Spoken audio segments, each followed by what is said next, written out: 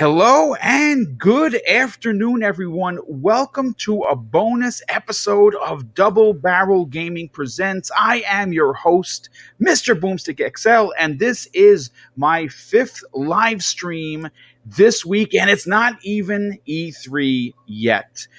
Today, I decided to do this bonus stream for a couple of reasons. One, of course, Mrs. Boomstick is not here today. She has volunteered to go in and help with the administration of getting the seniors from her center vaccinated for COVID-19. She's going to be there all day, and I figured, you know what, I have some extra time. One of the biggest issues that I don't see gaming media covering is how the digital marketplace that seemed to have everybody wanting to throw their hat in is failing at an alarming rate. And the only one that seems to be standing tall and have things figured out is Microsoft with xCloud, with Xbox Game Pass, and of course, the ability to have two new consoles that launched in 2020.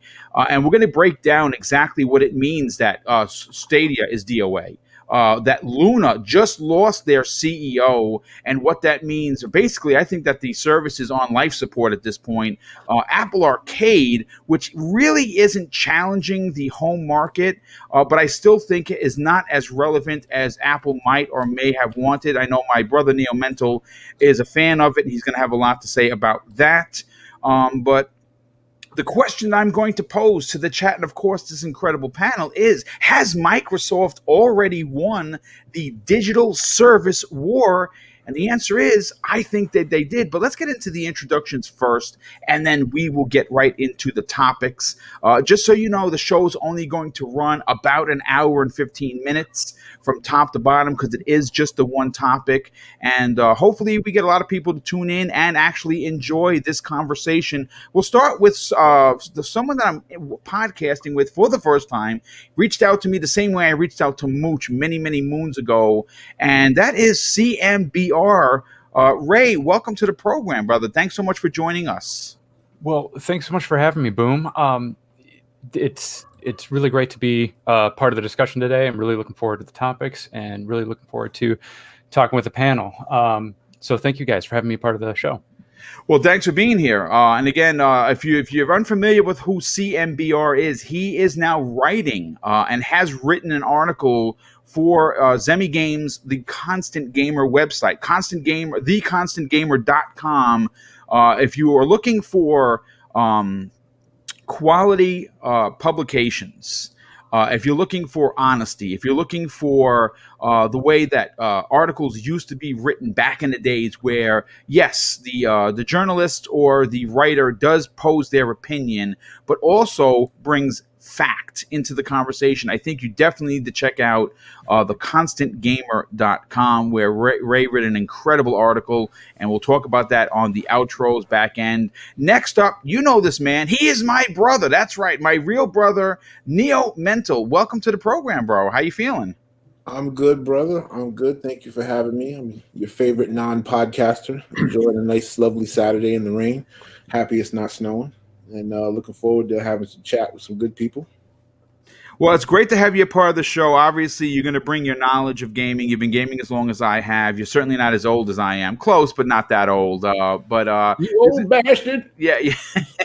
It's going to be interesting to hear your take, especially when we get into the Apple Arcade aspect. I know that you support it. You like what they're doing over there, but I don't think it's ever going to be an Xbox Game Pass. But we'll break that down. Next up, now you know this gentleman as the voice of the Xbox Ultimate Podcast, Mav, also known as Fun Speculation. Mav, thanks again for joining us. And how has the channel been? Is it growing to your expectations? Much beyond. So when I started the channel, I just kind of wanted to have a platform to kind of say what I want to say about games, and I didn't really understand what all was in this community, So this community has astounded me, surprised me, and welcomed me with open arms, and I've loved becoming a part of it. So the growth is crazy. We just, I think, hit 416 yesterday. Subs. I started the channel less than 6 months ago, I think. So it's I think it's going well. I just hope that people like the content. But yeah, thanks for having me here today, Boom. It's awesome anytime I get check my DMs and I see a message from you, because it's an honor. I love the discussion we're about to have, and hey, I get to chat with your actual blood here, Mr. Neo Mental. How's it going, man? So yeah, and VJ's here as well, and we got a CMBR Ray as well coming on here. So it's gonna be a good time. Well, it's great. It's great to have you a part of the show. Love what you're doing at the channel. One of the cool aspects of that particular show, Xbox Ultimate Podcast, is that he podcasts with his wife, Caitlin, which is awesome. And you have an incredible crew over there. Not only do you podcast with your wife, but you have 3-Bit, which is on the Xbox Factor podcast every Thursday. Yep. And who else is a part of the show? Pong Soul. Pong Soul, yeah, and how could I forget Pong? He was on just yesterday, yeah. Pong Yeah. Soul, good dude. You have a quality crew there, and I know that the Ashen Lupa is a part of it, and I know that she's been under the weather. Hopefully, you heard from her, and she'll be back in the saddle soon enough. Yeah, we hope Lupa is doing well. If you are managed to hear this, Lupa, we hope you're doing okay. And whenever you're ready to get back, we're here waiting for you. Yeah, and I definitely got to get her on the show. Love what she does with this community. She's very active, and that's awesome. And love her, what she brings to the table. I think everybody on the podcast is good. And folks, listen, if there's one question that many Xbox gamers ask, besides when are we getting some awesome first-party games, is where can we tune in to a quality Xbox podcast that doesn't use hate as its basis. And Mav's podcast with the crew that he has over there is certainly not only is it Boomstick approved, but it's certainly something that you should check out if you are an Xbox fan looking for some quality banter within the Xbox community. Next up, and certainly last and in no way least, this gentleman over here, his vocabulary is nothing short of incredible. And he has an opinion that normally he apologizes for, which I hate that he does, because quite frankly, he's interesting, especially with his incredible European accent. Please welcome VJ. How you doing, brother? How you feeling? A very good morning to you, Boom. Nice to meet you, Ray, Neo Mental. I haven't had the pleasure before. And Mav, it's really good to see that your channel's blowing up, as they say. And I'm very much looking forward to the show, Boom. And again, thanks for inviting me on. Well, it's great to have you here. So listen, let's get right into the weeds. The first topic, and actually the only topic of today, is with the digital era here and everyone jockeying for position, it has become very evident that Google Stadia is DOA. Amazon Luna just lost its CEO, and Apple Arcade obviously is looking to remain relevant, but not in the home space, more so the mobile space. Now, obviously, Microsoft has positioned themselves, at least in my personal opinion, to, if they want to, already declare themselves the winner of the digital service war. And I say that with confidence because we know that they're probably, based on earlier reports, well past 20 million subscribers.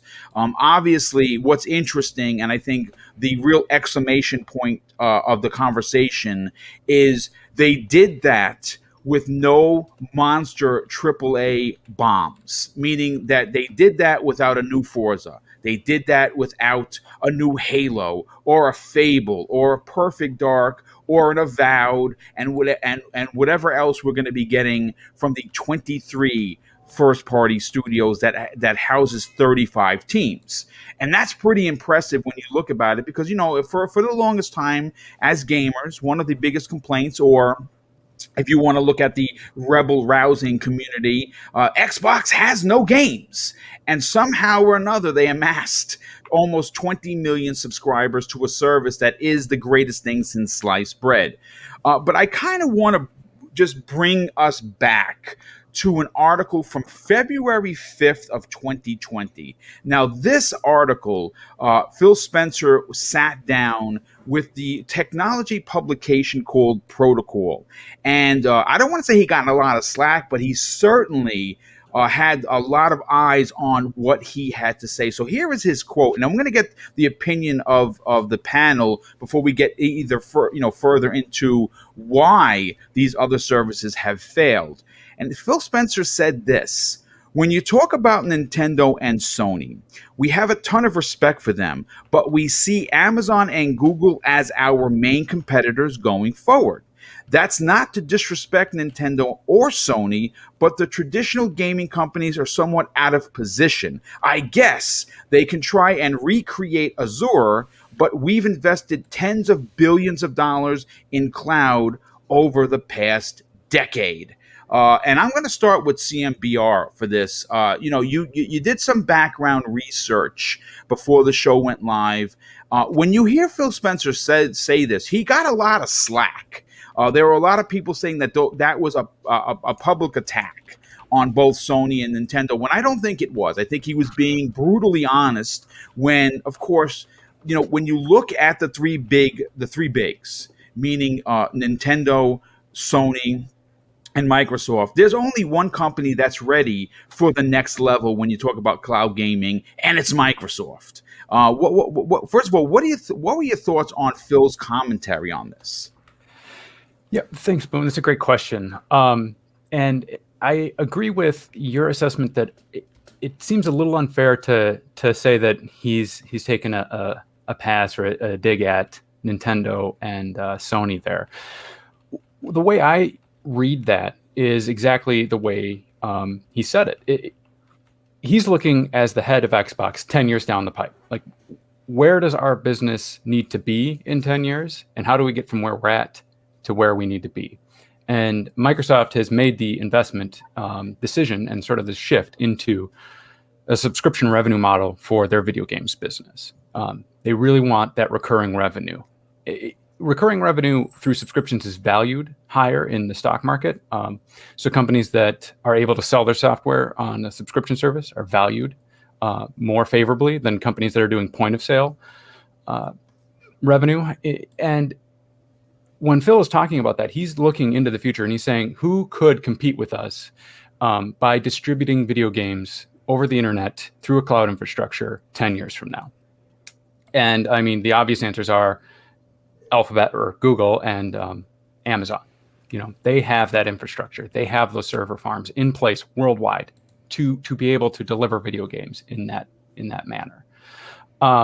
So I think he was just being honest about where he saw the future of the competition for his company. Not necessarily that video games will only be this way and Nintendo and Sony are going to go out of business 10 years from now. No, he was talking about where does he want to compete and who are the competitors in that marketplace. Right. And I think you're onto something. And again, when you look at the overall positioning that Microsoft has done for themselves, this isn't something that they just that's the reason why we're going to get into these other companies have failed and are probably going to continue to fail, because Microsoft has been building this ideology for a decade. And I would even dare say that we saw glimpses of the future way back in the Xbox 360 days. I would even dare say when they brought Xbox Live out on the OG Xbox. And they've been looking to do things that other companies they just don't have the infrastructure, more so the investment in funds to do. Microsoft is a tech company. I'm not saying that Amazon isn't, that Google isn't, that Apple isn't. Of course they are, but they weren't ready for it. Let's get Neo Mental's positioning on this. Neo, listen, obviously, you and I have been, gaming for 100 years. And we've seen games go from lines and dots on the screen to what we're seeing on the screen right now, which is lifelike racing. But we've also seen these companies, some take longer strides than others, and others expected to just race right to the front of the line because they had a lot of money. What are your thoughts on Phil Spencer's actual comparisons of these other companies when talking about Nintendo and Sony?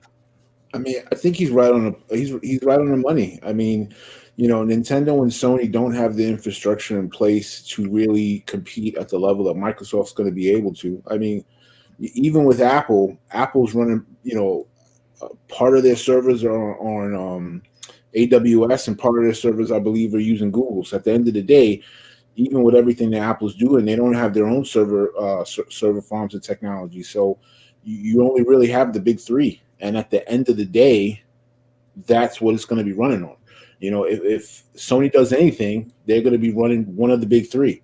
And I think that's why those two jumped into the fight, because they thought, well, we have this space, let's throw some money at it and see what happens. They can both lose billions of dollars on a venture that doesn't work and still walk away, like nothing happened.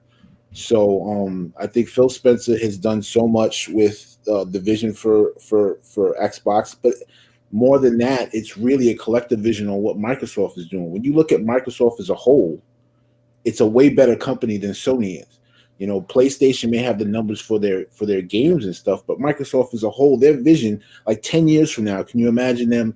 You buy a game in the Xbox store, you play it on your Xbox system, but then if you want to play it on your PC, you're playing the same game. I think that's their vision. That with between mobile, your system, or the actual, PC, they're thinking globally about where it's going to be in 10, 15 years. The guy's got a plan. He's great.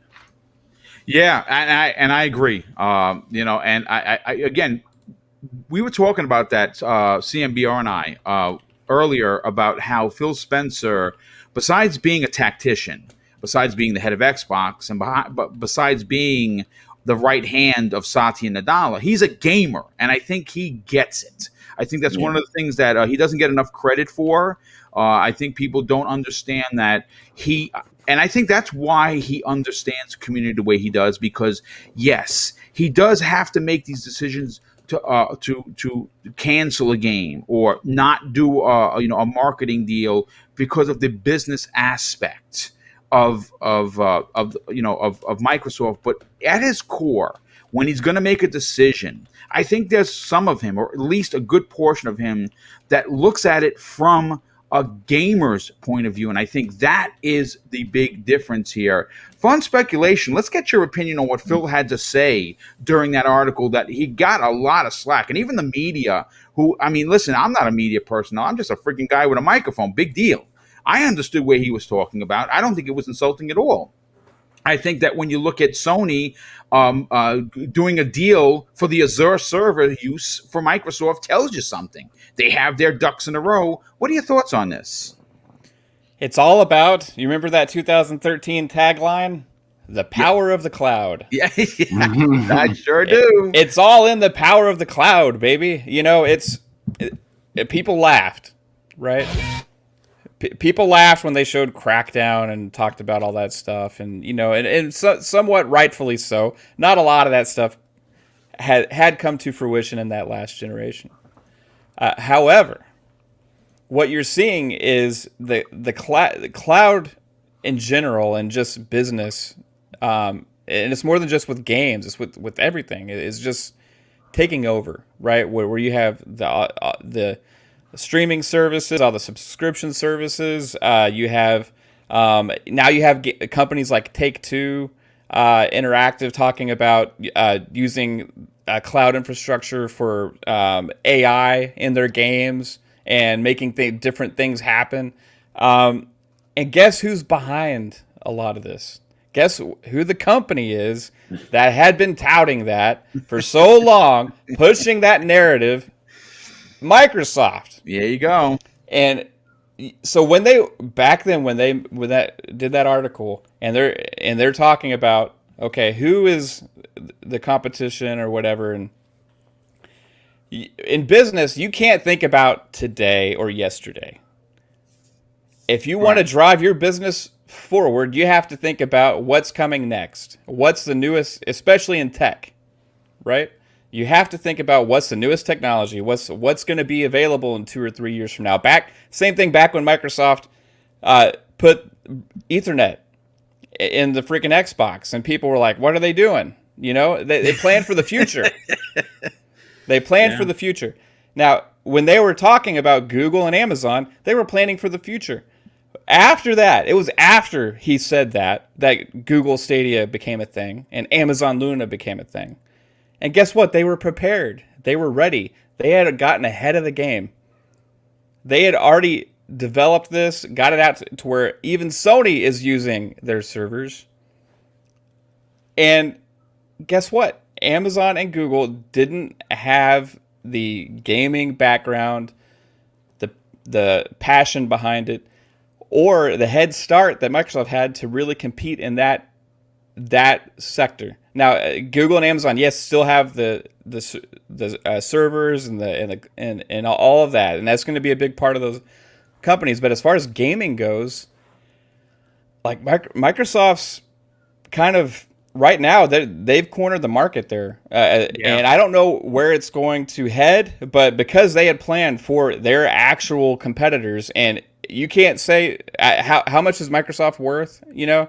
If you compare the worth of Sony compared to worth of Microsoft, it's not a competitor. No, it's not a true competitor. Even Nintendo with their money chest, and we know when Nintendo. Even Nintendo can't compete. And Nintendo's in the dark ages with online. Yes, they are.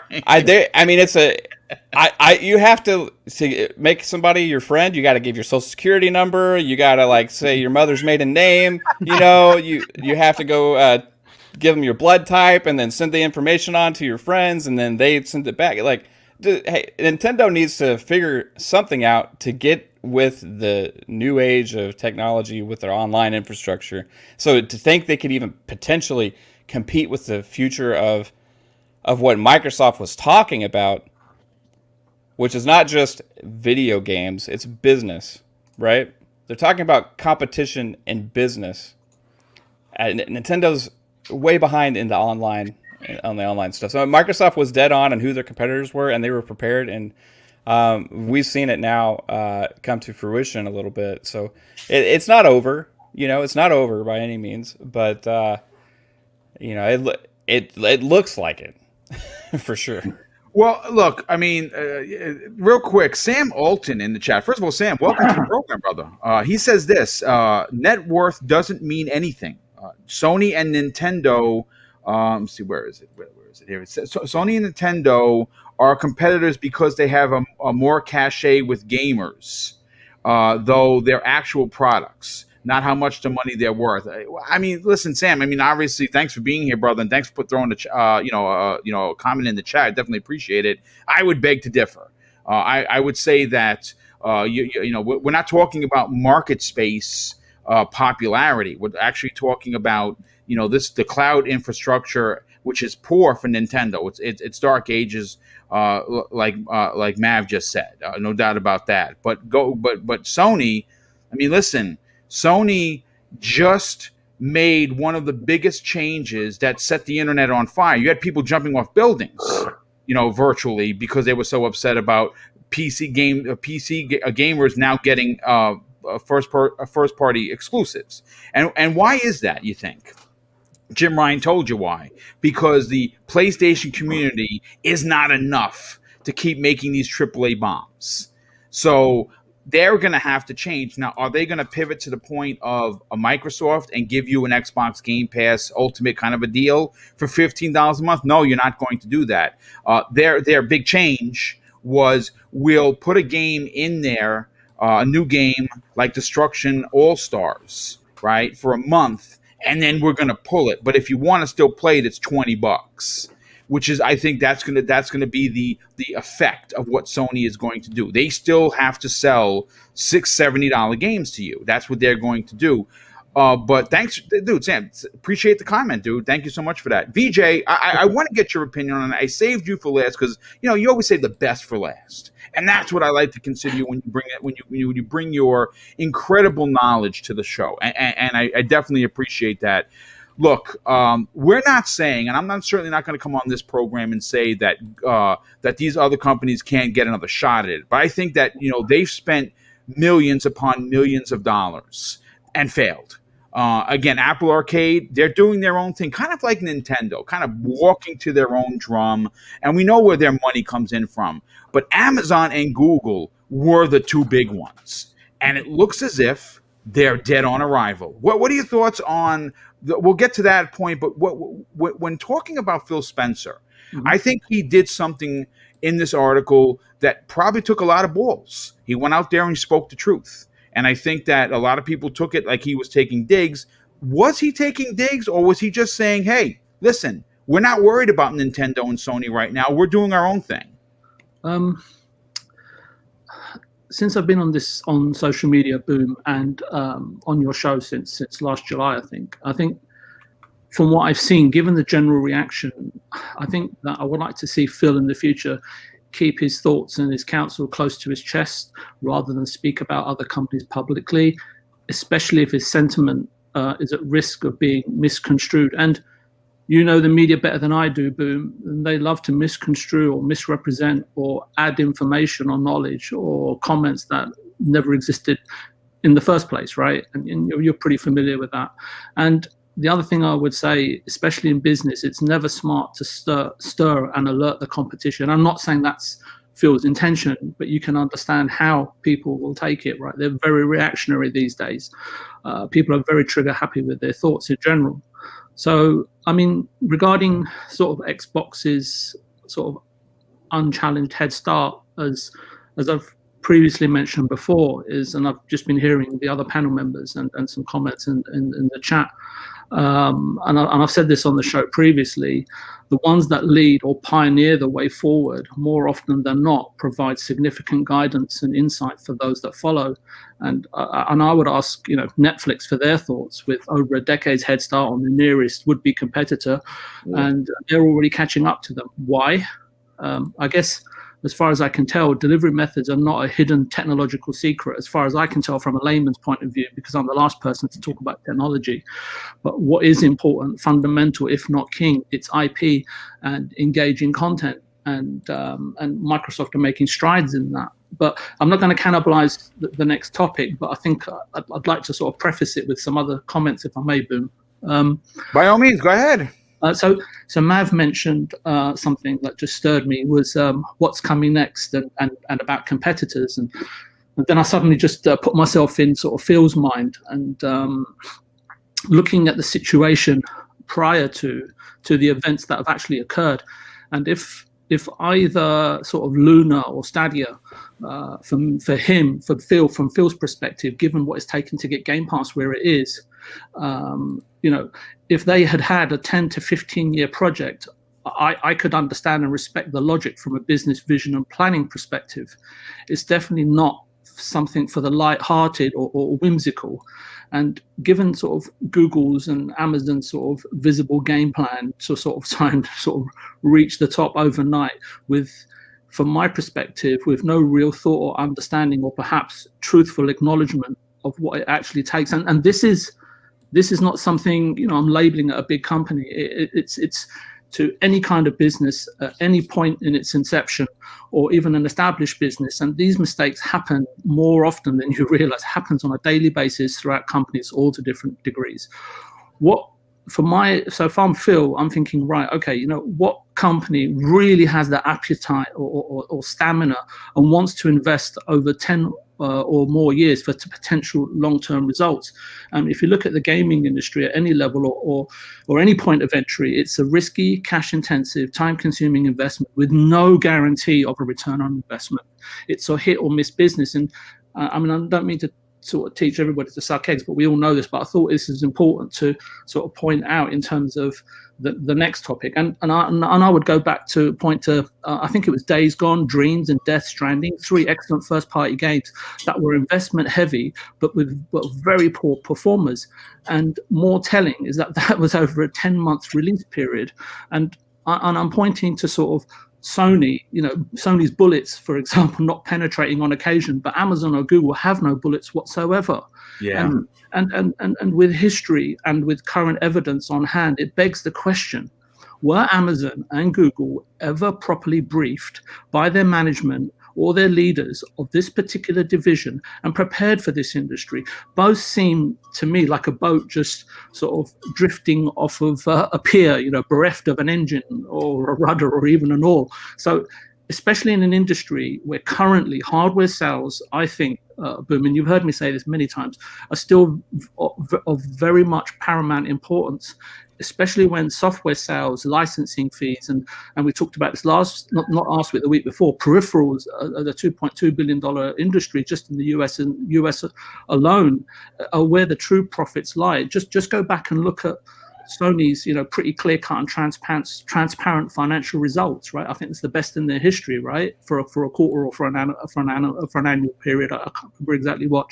So historically, for me, it seems only platform holders, which Microsoft is one, Xbox division is one, with the right vision and creative mind, seem to make consistent profits and can stay the course. Many publishers and developers, and I think, like you're saying, these subscription-based services, now, let's include those as well, I think of all shapes and sizes, have arrived and disappeared and will do so in previous decades and for decades to come. If you look at Nintendo, Sony, and Microsoft, it's taken them decades. In Xbox's case, and Phil said, tens of billions, right, to sort of achieve a respectable stable of decent studios, IPs, and more importantly, a vision holder in Phil that they have now. And then you've got the appropriate management to steer the relative divisions of company to success. I'm saying all of this so you can understand the magnitude of what these guys are trying to do. Yeah, no, it's nothing short of a monster undertaking, dude. Yeah. And so I'm nearly done, Boom, so you can kick me off. No. We're not kicking you anywhere, brother. Listen, first of all, we definitely appreciate the knowledge, man. And I say that all the time because we love having you on the show. So sure. I cannot wait to hear what you have to say. First of all, we got 200 people here, which is great. I didn't expect to have even 100 because this is a small show. I didn't expect that a lot of people were going to be interested. But first of all, let me catch up on some of the super chats. And by the way, my brother, Neo Mento, asked me in the chat if I was on drugs when I was. That sprint car is the worst controlling. Pong Soul in the chat could back me up with that. Dude, I'm with you too, Boom. I mean, listen, you'll see the rest of the footage, which I have a lot of dirt. First of all, listen, I have to say this again. Dirt 5 is in Xbox Game Pass. My God, I cannot stop playing this game. And I'm so mad that I didn't record footage last night selfishly, like a selfish hermit. I played for like 2 hours again, and I didn't record one lick, and it was the best looking stuff. It was during a blizzard. It was during a rainstorm, one of which it was so dark, I kept crashing. So I wasn't drunk. It just was really hard to see. But let me catch likely story, good sir. Likely story. I don't drink, damn it. Let me catch up on some of the super chats. First of all, the first one of the day comes to us from a very generous and nice friend of the show. Y9 Power drops an outstanding $10 super chat and says, people forget, Microsoft said their biggest competitor was Stadia, Amazon, and Apple, and people laughed. If Microsoft has won the digital war, guess who their next target is? And it's obviously probably, I mean, listen, they're going to be challenging for market share with Sony and Nintendo. We know that Sony is going to always be Sony, right? They're going to have their first party bangers, and we know that they're going to have a very loyal fan base. They do. Nintendo, listen, I'm a part of the problem. I'm the first one to tell you. I just went out and bought a brand new game that I already own that I can't play on my new system because it's an old game, and they sold it to me again.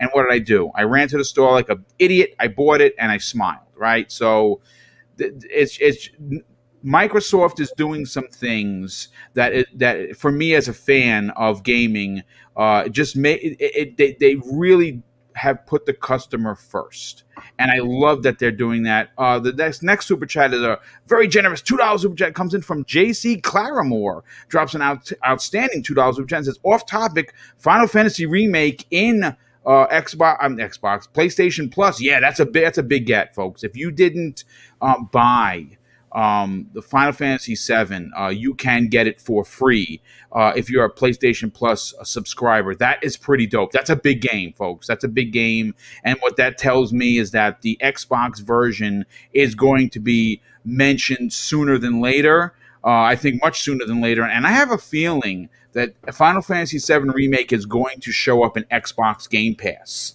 They have a good relationship with Square, and I believe that game didn't sell as well as Square wanted. I love it. I haven't beaten it, and I'm glad I waited because now I can play the PlayStation 5 version, which you can upgrade for free if you own it, which is pretty good. But Bernard Miller, generous friend of the show, he drops an outstanding $5 super chat and says, "Who is playing Dirt 5 in the background? SMH. Super fun game, by the way. All hail Game Pass." Indeed, definitely. I was playing it, and that was the sprint car, which is just awful. I cannot drive that. I cannot drive that car. DT Taylor drops a very generous $5 which says the Professor of Gaming podcast. Well, thank you so much, dude. Definitely appreciate that. But you know what? I want to get into a particular point that's important to the conversation. And that is, listen, earlier this month, Stadia declared that they were closing down the gaming division, right? Jade Raymond, who I hope, who's an incredible talent. She's a tremendous industry visionary. I hope that she somehow finds her way to Microsoft and they allow her to just do what she does and give her a studio and let her go crazy, because I think she has a lot left in the tank, and I think she would be a great addition to XGS. But on the heels of that, we got a topic that dropped this week that's super important and super relevant, and that is after only 5 months. The Amazon Luna vice president, Mark Witten, leaves the cloud streaming platform for a new position at Unity. Wow, after 5 months, that is not a sign of confidence. Now, for reference, Amazon Luna is obviously a new cloud gaming service that allows players to stream games to their computer's phone, Amazon Fire Stick device. It's currently only available through early access, which they keep bothering me. It's for $6 a month, which isn't like, it's not clobbering you, right? It's not a big cost. But I think the problem with this is when you look at the games that they have in there: Sonic Mania, Resident Evil 7, Control, and only about 50 others. First of all, their games are old, and they don't have exclusives. I don't know if they're ever going to have their own set of exclusives. But, being that this is, Mark Witten left after only 5 months, I'm going to go back around to the panel, and I'll start with CMBR. This is why, one of the reasons I decided to do this topic, because Stadia basically threw up the white flag. And seeing this big position, unfilled still, by the way, tells me that there's something not going on correct at Amazon. And then they might have just jumped into the deep end of the pool, not knowing how to swim. What does this say for Luna moving forward, that the CEO of the vice president stepped down? Boom. I would say that it's not a positive note. I'm not 100% sure it's the death knell of the service. What sticks in my mind when I think about Amazon and how they compete is I think they're a little bit more willing to accept upfront losses than Google. Because I remember when the Amazon Echo first launched and it did the first gen, it took a long time for that to really catch on and become sort of the de facto in-home smart device. So I think Amazon has a tendency to think a little bit in longer term timeframes. That said, I have tried to find publicly disclosed information from Amazon through financial reports about their plans for Luna, and I just haven't. They don't talk about it in their quarterly filings. They don't talk about it in their annual report. So they're able to fly under the radar a little bit. It's grouped into their business line with Amazon Echo and stuff, which is performing well. So no real insight into how that platform is doing. But when we think about Stadia, that is lined up with Google's Other Bets ventures, which represent less than 0.5% of the company's revenues. but account for over 11% reduction in profit for the company last year. And I decided, okay, well, let's go back. These numbers aren't 100% attributable because they don't have to talk about it in great detail. But after the launch of Stadia, their loss from that segment increased 1.1 billion. So from 2018, you had 2019's ramp up and launch. 2020, their losses are now 1.1 billion bigger in that segment, which to me is a little bit more foreboding when you think about the future of Stadia as an investment that Google is willing to accept. It's also telling that this is a difficult industry to compete in, and it's hard to find the right talent and to incentivize them to stay for the long term, which when you look at Jim Ryan and you look at Phil Spencer, I think speak to their ability to navigate the difficulty of competing in this industry. Yeah. And so I guess I would wrap up with, it's hard to say factually what's going to happen with Luna. If I had to speculate, I'd put my chips, if I could only bet on Stadia or Luna being around 5 years from now. I'd put it on Luna just because I know Amazon as a company has a history of accepting sort of those upfront losses to invest in a platform longer term. Well, I mean, one of the things they have going for them is Prime. The Prime membership is, they can easily convert that into Luna subscriptions, right? Like if you're part of Prime, you can get Luna for free, right? And you don't have to pay the $5 to $6 a month, which isn't a big ask. But at the same time, until they have they have their own studio, right? They have their own the studio. We don't know if I'll put it to this way: if Luna came out and had their own Halo-esque, God of War-esque, or Legend of Zelda-esque title, that when you saw it, and the minute you saw the title, the character, or the title of the screen, and you can equate that to Amazon Luna, until they can do that, I don't know how much they have left in the tank. Now, granted, you're right. They will take upfront losses way more than Google. Google has been known to abandon things very quickly, and this is a perfect example. Boom. To add on that point, I think is great. And you mentioned this earlier in the chat. It was sort of like, how do you build these brands? It's really through those exclusive experiences. If Amazon, a couple years down the line, were able to lock up, even if they buy out a third-party exclusive, and we're able to say, you get the exclusive free with Prime, just buy a controller, bam, you get to stream our exclusives with your Prime membership. And then also try to layer on these additional channels like the EA Play or the Ubisoft, and build on those subscription channels outside of those exclusives. I think that would be a great way for them to compete. They just haven't articulated that business strategy, but I think that's a great point. So. Yeah, no, thank you for that. Neil Mental, let's get your opinion on this. Obviously, people move from company to company, especially in this business. I mean, a perfect example of that is we saw Drew Murray leave the initiative, and now he's back at his original roots. At Insomniac Games. So we see people leave. As a matter of fact, I saw a report this morning that two of the head people at Bend Studios that brought us Days Gone have left the studio.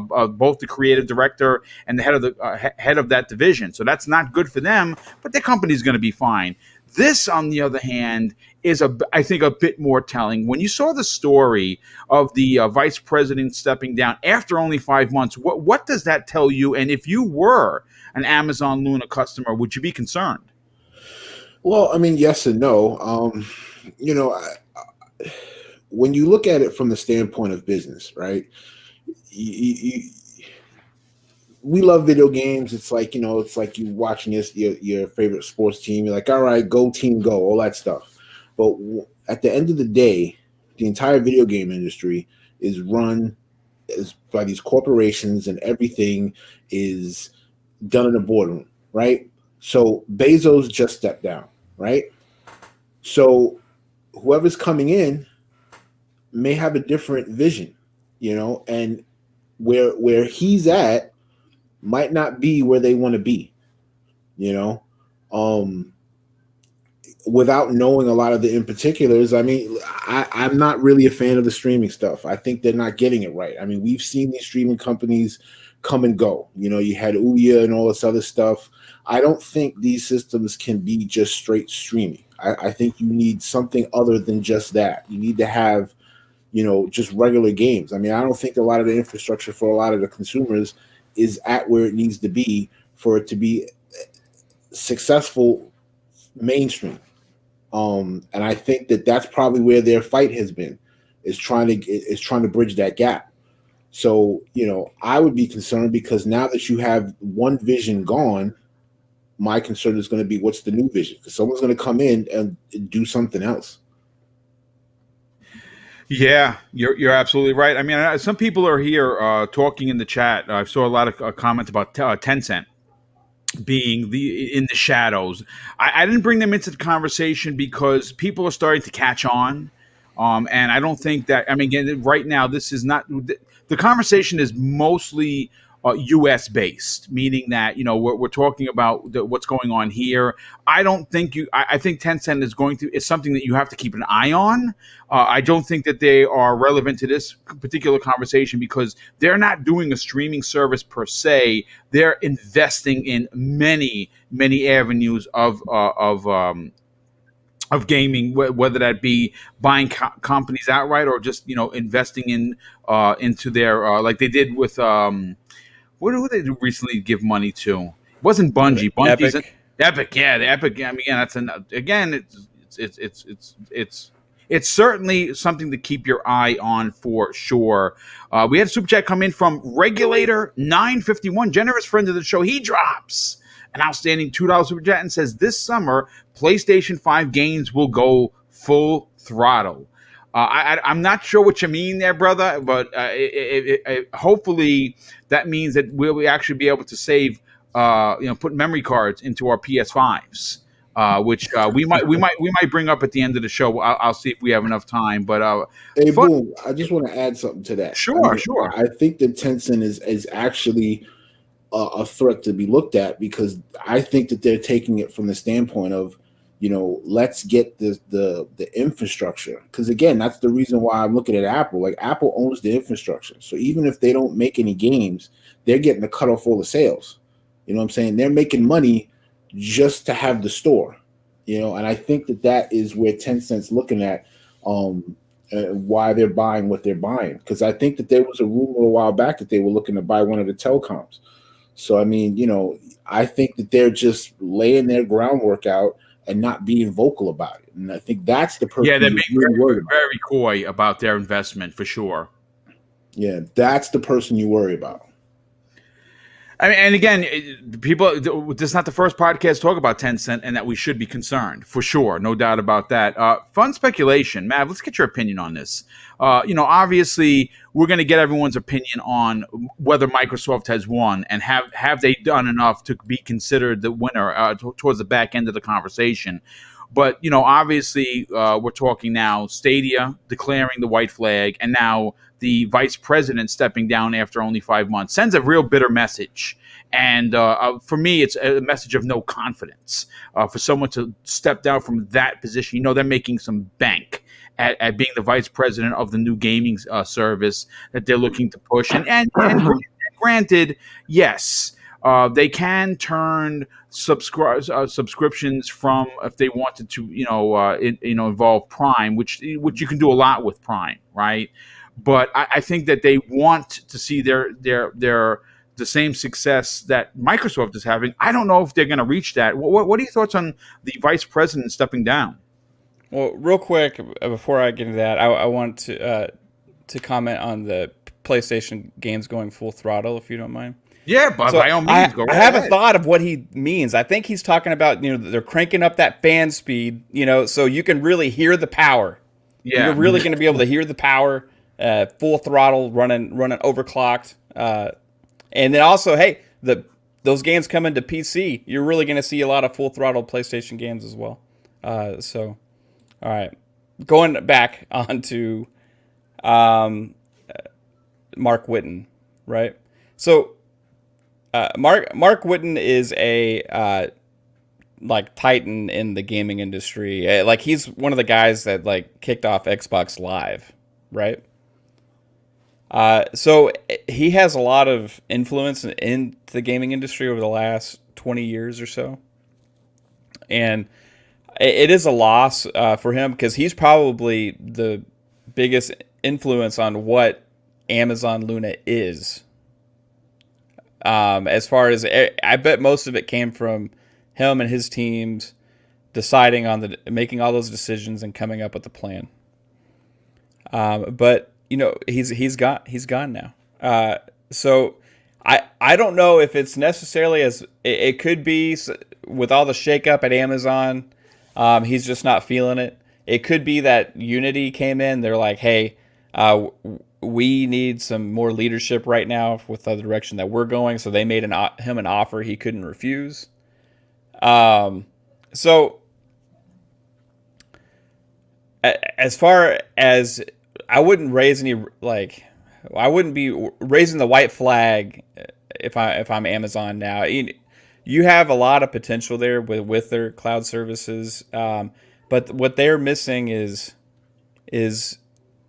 the stable of studios and games to get people really excited about what they're doing, right? And like you had alluded to, it's like they just kind of dove in, Google and Amazon, right?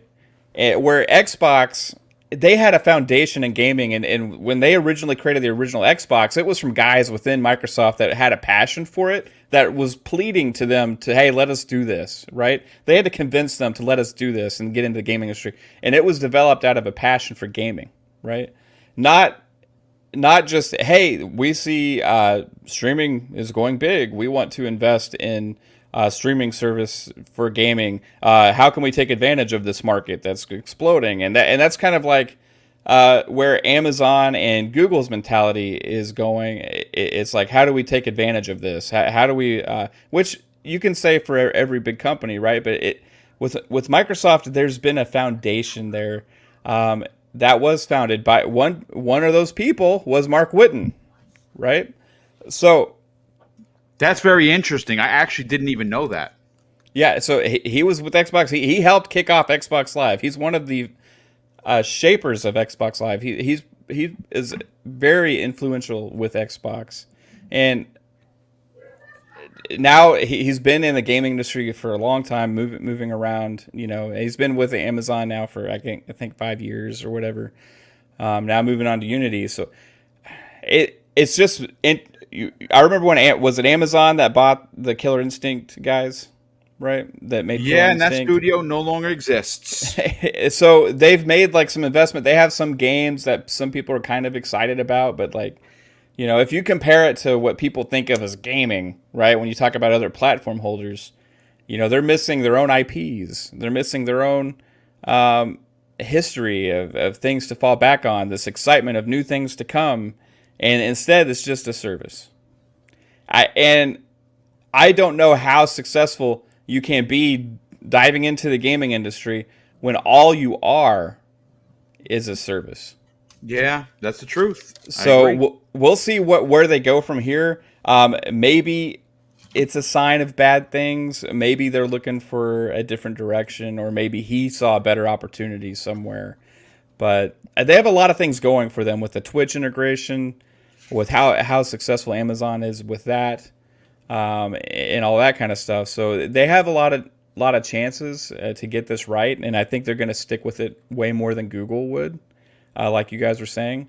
So good luck for him with what he's doing in the future, and I just hope that they make an investment in games and not necessarily going out and acquiring game studios all over the place, because if you like playing games on hardware, if you like playing games on console, if you like downloading games to your PC and all that kind of stuff, your best bet is on Microsoft making the acquisitions, not Amazon or Google. Right? Oh, 100%. And actually, we're going to, again, back into the conversation, we're going to be talking about that on why I feel, just based on the what they've shown us what they're doing, how I think Microsoft basically already has one. But VJ, why don't you close out this particular small topic about Mark Witten leaving? Again, a very prominent part of the technology community.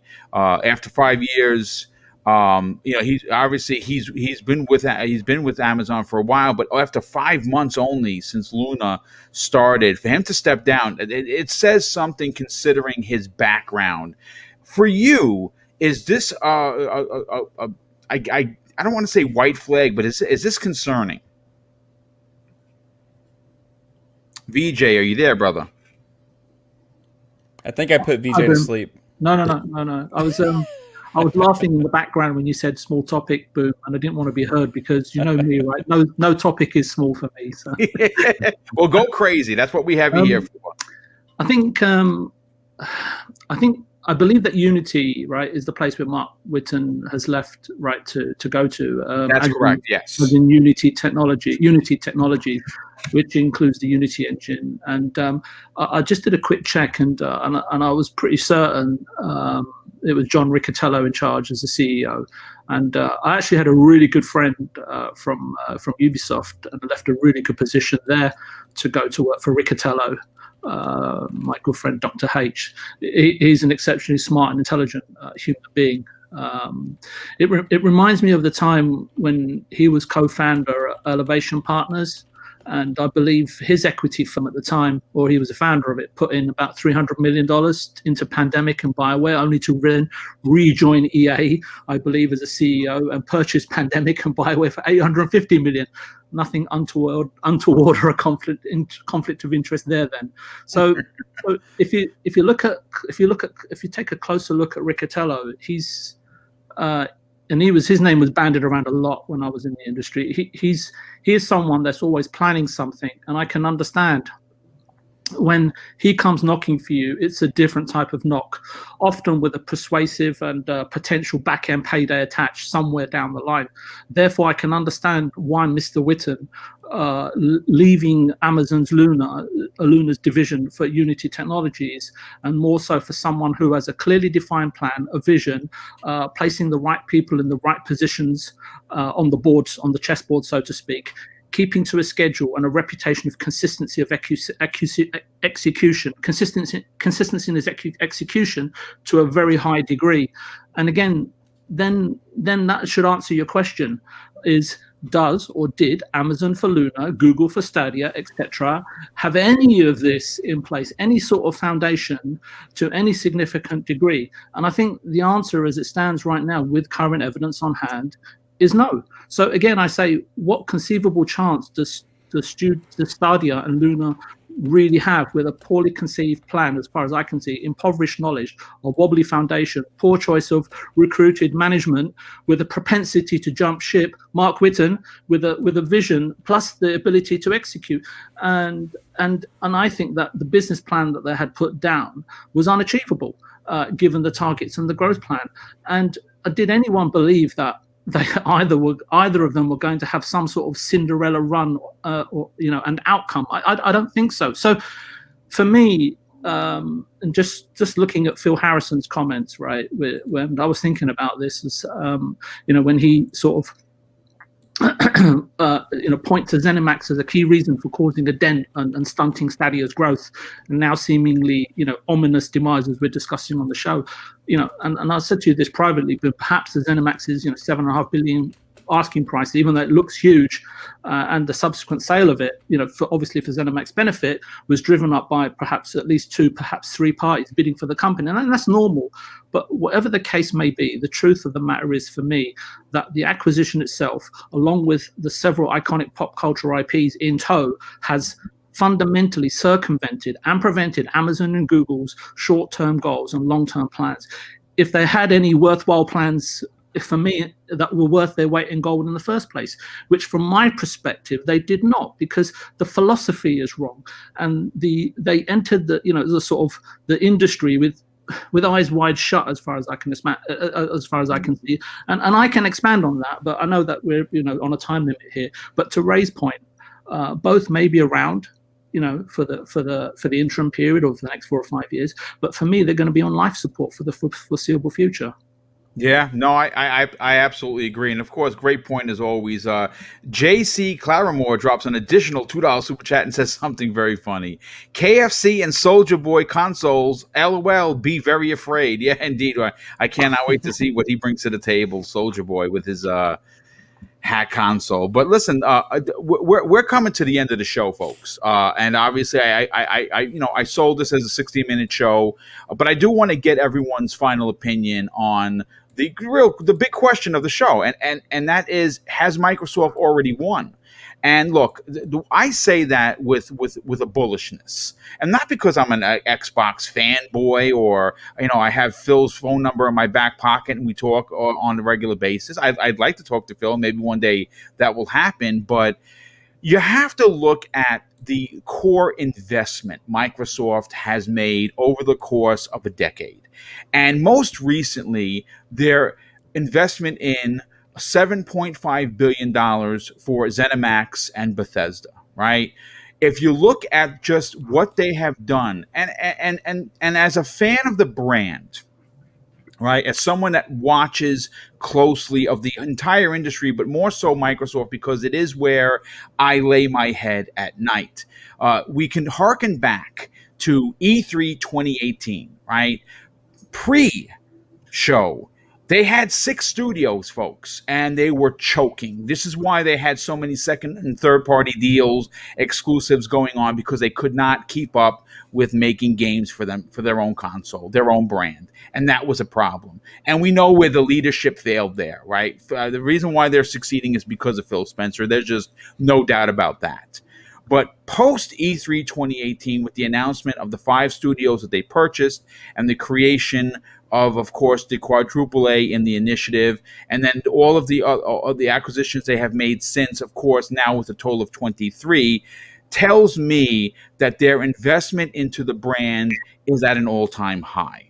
And with that said, this is why I think that they have won. Obviously, Xbox Game Pass has 20 million subs. On top of 20 million subs, they have Project xCloud, which, if you didn't know, is doing incredibly well, almost embarrassingly well, in areas and regions of the world that they have failed notoriously, and that's Japan and Korea. And those particular regions are very mobile based. And now that you don't have to have a console, like that's the thing that I love about Microsoft, and that's why I get a little frustrated with Sony. Like, especially when it starts talking about exclusives. Like Sony, when they lock down an exclusive, the only way you're playing it is on their box. Now, granted, that's going to change slightly with the new information that was dropped during that GQ interview, which we're going to be talking about on Monday's Primetime Gaming. And we're also going to be bringing into the conversation the ridiculousness of the memory not being able to be advanced in any way until the end of the summer. I think that's preposterous. But we're going to break all of that down on Monday's Primetime Gaming. But getting back to this, Microsoft gives you an opportunity, if you are a gamer, to attack their brand from a multitude of ways. And being that you can buy a box if you want for $500 and have the most powerful console, you can even buy a $300 box that gives you all the bells and whistles except for a few things here and there. Or you can just subscribe to the service and play on your phone, play on your tablet, play on your computer, and enjoy gaming from that perspective. Whereas these other companies can and do not do. So yes, I think Microsoft has already won the war, simply because Stadia has bowed out. Amazon Luna seems to have launched on life support, and Apple Arcade is only catering to the mobile market. So we'll start with CMBR has stepped out for a second. For some reason he jumped out. So Neo Mental, let's go to you first on this. Has Microsoft won already? Well, I mean, I don't think it's not really a race that you can win. I mean, looking at, say, a company like Sega, where, their consoles were in the top 2 and they got bounced out of that market. And, now they're just relegated to the back of the field.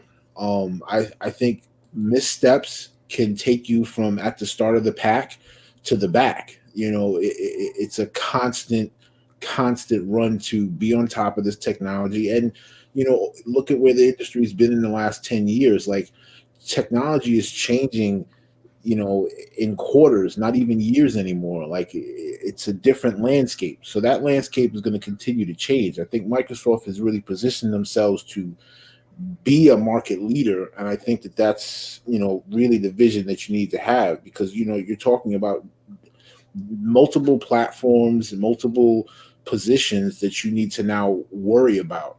And at any moment, somebody could come along and knock you out or knock you back, So I think that Microsoft is doing everything right. I applaud them. I think they're in a great position. And just for Amazon, I think that when you look at their movie studios and the content that they're making there, they have the potential to make some really, really great games. I just think that they need to kind of get their alignment together. Because you look at how when Netflix came out, when the initial market was, they had nothing. They literally created it from nothing. And now, even though they have a lot of debt that they're carrying, they're really a powerhouse in their own right. So I wouldn't really knock Amazon just out of the running just yet. I just think they need to get some good, strong leadership in there and really get going. Yeah, and again, they have the money for sure to withstand some losses. They're certainly not as big as Microsoft, but they're certainly in a position of the three that actually have these digital services to potentially take it on the chin, so to speak. So, CMBR, are you back? Hi, Boom. I think so. Can you guys hear me? Yes, we certainly can. So let's get to your final opinion on it. And the question that I posed for the show is: has Microsoft already won the digital service wars? Yeah, that's a great question, and I think I don't share quite your optimism yet. I think, though, Microsoft has put themselves in the best position to win going forward. They've put the right investments in place. They have great leadership, and they've mobilized their business in a way that they can take advantage of shifting trends over time in a way that some of their competitors just haven't been able to do yet. And like we had talked about Sony, I don't know that they have the ability to make some of those investments. But that said, I wouldn't count them out just yet. I know that their PlayStation Now Plus subscription is up 30% since 2018. I mean, that's about a $3 billion a year business for them now. And they're still got a great brand following, and they're going to be able to compete. But I just don't think they're set up the same way that Microsoft is. So I think that they have the best chance, but I don't know that they've won just yet. Okay. I mean, it makes perfect sense. And obviously, we're not, I'm not going to sit here and say, okay, gloves off, Microsoft doesn't have to, continue to invest and put in the work. But certainly with all of the comings and goings of Stadia, of Luna, and of course, Apple. I think CMBR. You actually said last year they only mentioned it one time in their entire year of financial meetings, which is I don't want to say it's concerning, but it certainly makes you think for sure. And that's not the lead topic on what they're doing. Wow. Okay. Anything else you'd like to add to that, CMBR? No, I think that's definitely a fair point. I mean, if you're reading tea leaves, I think you're right, and it's just, I think, still a little too early to call that it's done. But I wouldn't bet against Microsoft. I think that they are for sure the safe bet to have put in place a great business plan going forward. And when we talk about the next console generation, it could be very interesting to see the positions that Nintendo, Sony, Microsoft, Apple, Google, and Amazon find themselves. Yeah, absolutely. And Mav, give us your final opinion on this. Obviously, I think we've laid the groundwork for a solid conversation that out of everyone, Microsoft has positioned themselves to win. Now, have they won already? Well, I mean, that's obviously up for debate, and that's what we're here to do. Where, for you, does Microsoft position themselves above everyone else? well, as funny as this sounds to some people, games. Yeah. Yeah. I mean, they haven't just made an investment in the cloud and everything. They've also made an investment in games and development studios and IPs. It goes to show when you have good leadership for a long period of time, good things start to happen and it keeps going. Now, I think as long as Xbox and Microsoft keeps on this same direction, on this same path, led with the same mindset, then they are on the path to not have a serious competition for a long time, right? But that can be squandered. Sure. We've seen them do that. Yeah, exactly. So that's the only thing that's always in the back of my mind whenever you're talking about any large corporation like this, right? Phil may not be there forever. He may decide he's done, right? He may decide that, hey, I have time to spend more time with my family and retire. Who knows exactly what's going to happen? And then they could go all Don Matrick on us. You know what I mean? God, you never know. Yeah, I'm just saying. You never know. So good old Donnie D. So as good as things are and as good as things are going, you just always have that thing that, hopefully it doesn't get squandered. I think it's going in the right direction. Oh, I know it's going in the right direction now. And I think they're having so much success with this that they have learned something from it at the highest levels at Microsoft. And I think that's what's going to keep them from keep them at top in this market. I think that as long as they keep that mentality, then yes. But they're their own worst enemy sometimes. So we'll see what happens. Now, 7 years from now, when cloud gaming is on everybody's TV, everybody has it on streaming sticks, everybody has it on their phone, everybody has it everywhere. At that point, it might be easier for Amazon or Google to make a push, right? It might be easier at that time to introduce another alternative, right? And I think that's what VJ was kind of getting into earlier. Let Microsoft do all the work and then come in and just take advantage of it. So I think later on, we could see a resurgence from some of these companies that are large enough to be serious competitors. So I wouldn't say it's over, but I think Microsoft has guaranteed a strong foothold as a top tier and probably number one in this market share of cloud gaming for the foreseeable future. Well, so obviously, that makes a lot of sense. I mean, obviously, whatever they're doing there, when you have your next competitor like Sony investing in your Azure servers, that's saying something.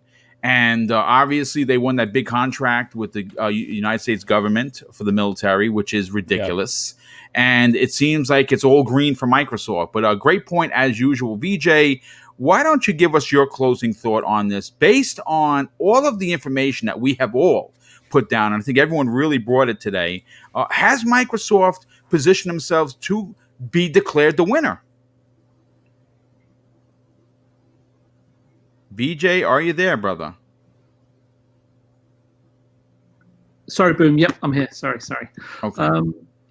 Everyone, I think everyone's sort of raised a few important points over this over the previous topics and on this topic. So to wrap up, I think everyone can point to the most simple yet telling fact that first-party exclusives, second-party or even timed content is important, if not mandatory, in order to sell hardware systems. Or what we're looking at today is a modern-day sort of digital buffet subscription service. The problem for Luna and Stadia and anyone else who may step up in the future, if they haven't even understood the most important lesson from the Sony playbook in order to create a foundation for a successful foray into this business, it's showcasing and presenting and selling of future promise. And I just don't see that from Google or Stadia as of this moment in time. Even Facebook went out and bought, Ready at Dawn, whatever they're doing with them, which shows some instinct, for the battle or campaign that lies ahead.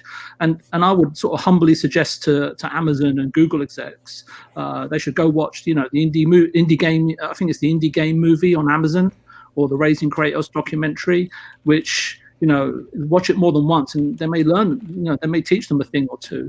But to answer your question, with the evidence on hand, for now, yes, I think Xbox is winning the race, or the arms race, if you want to put it like that. They don't have much, if anything, to worry about. However, I see Warner Brothers Interactive possibly becoming available again, as I have very little commercial faith in a couple of their upcoming major titles. And looking at AT&T's management again, they are not gaming people, and they're taking a huge risk. They have massive capitalized dev costs on their gaming division balance sheet. For me, at least, and the reason why I'm sort of highlighting Warner Brothers as an example, Xbox must go from strength to strength, to Mav's point, especially when an opportunity of severe magnitude, majesty, and opulence arises, especially from a growth perspective and a market dominance perspective.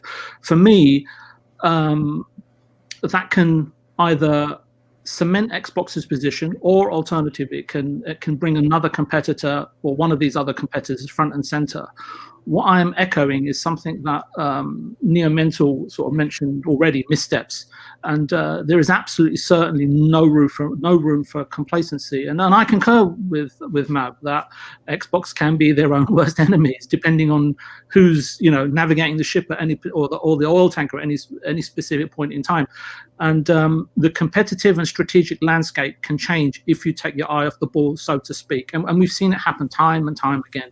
Technology, in terms of these servers and so on and so forth, as far as it goes, let's be realistic, is much of a muchness. It's all about artistry and how something specific or magical can engage, someone's imagination or a whole audience or a whole gaming community's imagination.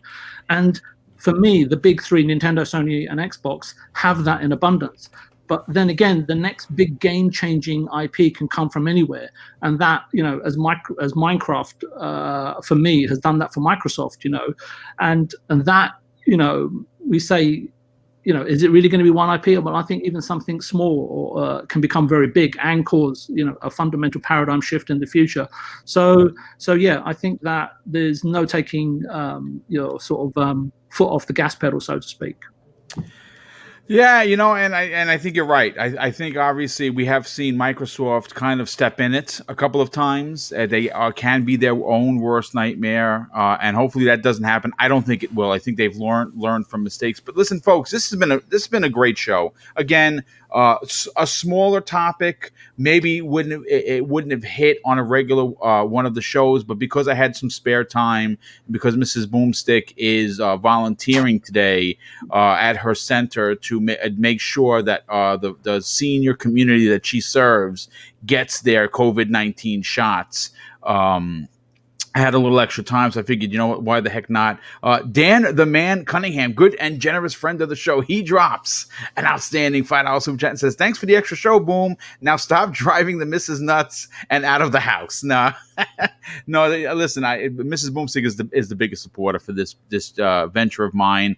And real quick, a big thanks to Neo Mental, who is here. I am not running the video off of the browser anymore, which is what I was doing, which is what StreamYards allows you to do. I'm actually running it off of the computer, and there was no slowdown today, which is where the problem was. Chrome is great, but sometimes they throttle the signal, and that's what was happening. Sometimes you'd see some of the footage look great, and other times it would run like it was running at 2 frames per second. So that's been fixed, and that's thanks to his knowledge. But let's get to the outros and get everyone out of here so you can enjoy the Saturday with your friends and family. We're going to start with CMBR. Ray, thanks so much for being here, brother.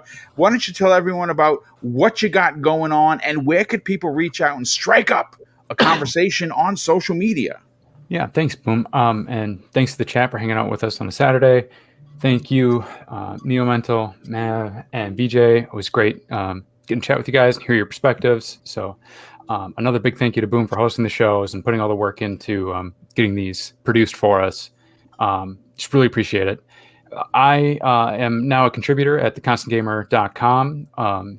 Google that, and we are building a group of people who are just sort of writing about the news from an objective perspective and separating opinion from fact. Zemi Games is sort of the editor-in-chief over at the site, and that's a big importance to him, is trying to sort of keep that objective journalism alive in the video gaming space. So you can check that out. If you want to write for a video game site, you can hit the contact us button and the join the team button, and you have to send in a little writing sample, and then Zemi will reach out to you maybe with the next steps.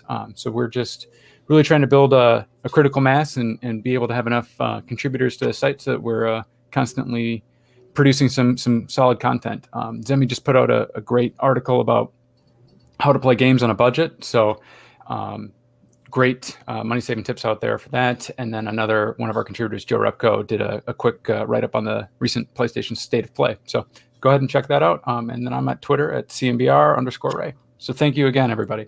Thanks for being here, Ray. Definitely appreciate it. We're going to get you back on in the future for sure. Neo Mental, why don't you tell everyone about what you got going on and where could people reach out to you and strike up a conversation on social media?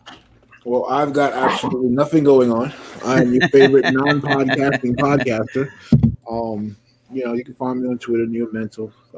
Gaming. Try to play the Outriders demo today because work's been crazy, and probably get back in the division again. So hopefully the weather stays the way it is, and it's just a game playing weekend. Yeah, actually, the demo for the Outriders, we didn't touch on it. We touched on it a little bit yesterday. I'll say there's a lot to like about it. If you're interested, give it a shot. It definitely gives me the Gears of War meets Mass Effect kind of feeling.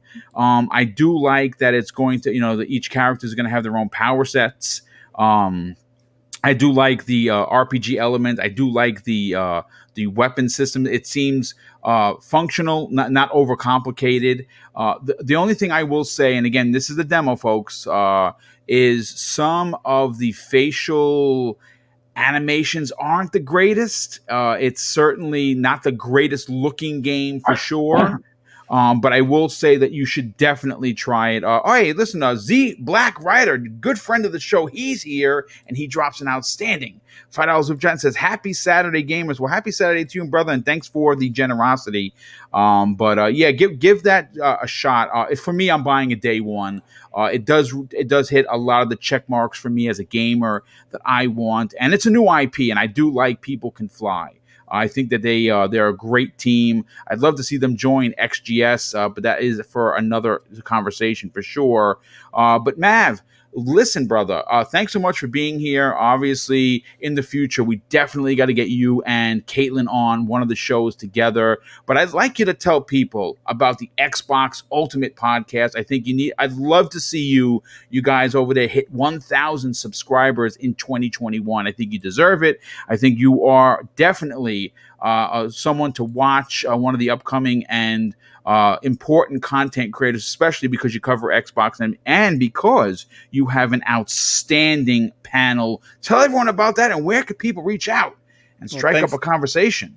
Yeah, thanks for the kind words, Boom. It means a lot because I look up to everything you do on this channel. It's actually learned a lot from you in the background, just watching. Oh, thanks, dude. That's awesome. Early on, when I had a couple questions, you were happy enough to DM me back if I had a question about something. So I appreciate that as well, man.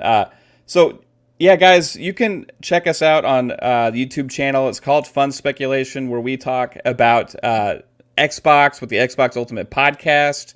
I stream games a lot as well, almost every day. You can come and check that out, hang out. I like to interact with the chat. I do it actually selfishly because I just like to talk to people while I play games. So if you want to come and say what's up, I love that. And also, tomorrow, we have the new podcast that we started last week that had premiered, and that's called Fun Pop.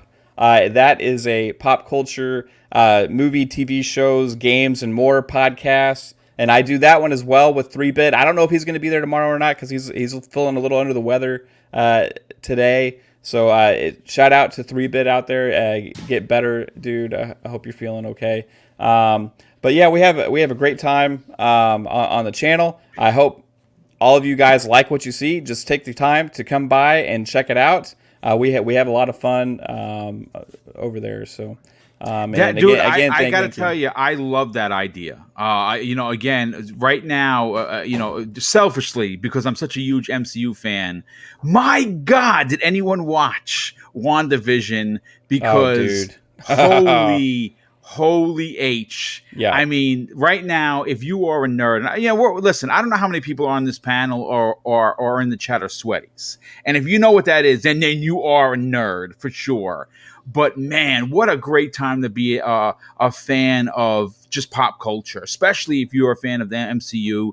They have, listen, our Lord and Savior, Kevin Feige's just doing it right? I mean, he is really the guy that has brought it all together. And thanks to Marvel, and not so much Marvel, Disney giving him full control. If you didn't know, he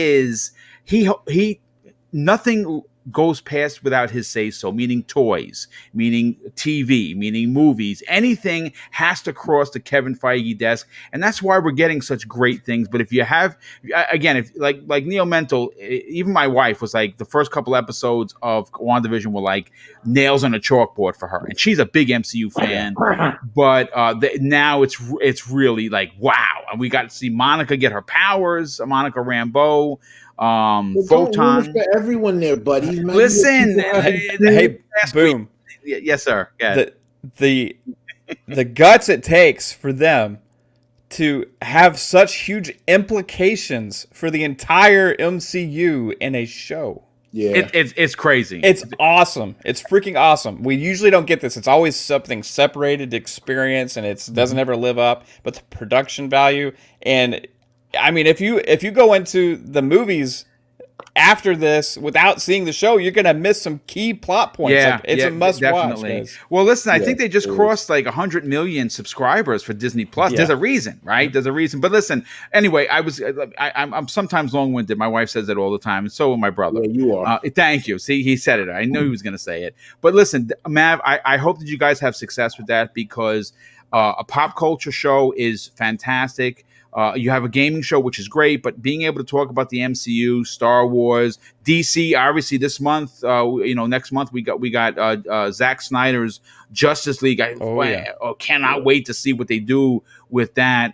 But I hope you have great success with that, and I think that's going to be a big deal. So thanks for being here. And last, and in no way least, the ever-present VJ, thanks so much for being here, brother. Thank you for always delivering on the. I hype you up. I'm definitely your hype man, because I love the energy and the information that you bring. Tell everyone about what other shows you're on, what you got going on, and where could people reach out to you and strike up a conversation. I just wanted to say it was very nice to meet you, Neo. Lovely to meet you, Ray. And it's always good to be with you on a show, Mav. And I wanted to say what a fantastic turnout from the community in the chat boom, up to 150 people, and really appreciate the time, especially on a weekend. And Boom, my voice was a bit funny today, so it's stopped the flow of my brain working properly. So I apologize. And I know you don't like that, but again, I really appreciate you DMing me and saying, would I like to be a part of the show? It's always fantastic, especially at these times when we're all locked in, to sort of just be acknowledged and invited, and whether it's a yes or no is irrelevant. But I think that for me is incredibly heartwarming and the most important thing. And if you want to find me, you can find me on Twitter at Viewpoint Gaming, and hopefully I'll be back here next Thursday, hopefully, on with Boom and the rest of the gang. Thank you. I'm already working on Mondays, Tuesdays, and Thursdays show, if you could believe it. But thanks for being here, brother. Looking forward to get you back on the Xbox Factor podcast. And before I give my saying that I close out with each show, Nightwolf 3186, a generous friend of the show, he drops the last super chat of the day for $5. He says, "Great show, guys." Well, thanks for being here, Nightwolf, and thank you for the generosity. And of course, like I just said, I'm going to close out the show with something that's important to me. Hopefully, one day it'll be important to you, and that's something that my dear old dad taught me, and I think now, more than ever, the world needs it. Treat others how you want to be treated, and also it doesn't cost anything to be nice. You live by those rules, and I can guarantee you're going to have an awesome day. So take care, everyone. Enjoy your Saturday, and we'll see you next week on all 4 of the live shows being brought to you by Double Barrel Gaming.